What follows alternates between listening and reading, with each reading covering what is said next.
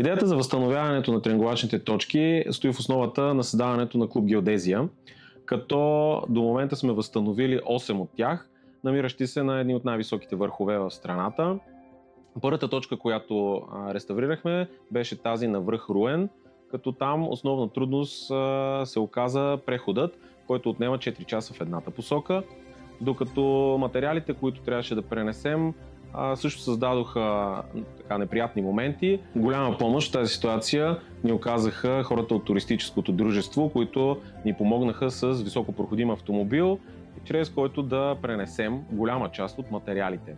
Възстановяването отне 3 прехода, като имахме и един допълнителен за проучване. Това по принцип се случва и с всички останали точки. Необходимо е да организираме едно посещение на мястото, за да проверим какво е моментното състояние, след което се правят няколко за самото възстановяване. Един от най-трудните преходи беше този до точката на връх Вихрен, тъй като до там няма възможност за достигане с моторно превозно средство.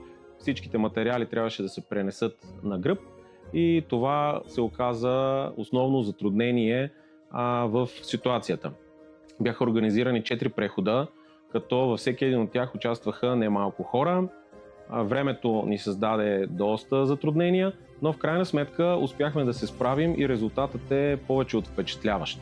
Може би това е и причината този връх да е любимият ми от всички, до които сме ходили за реставрации на точки, тъй като въпреки многото трудности, всеки един преход завършваше с невероятни емоции и много добро настроение.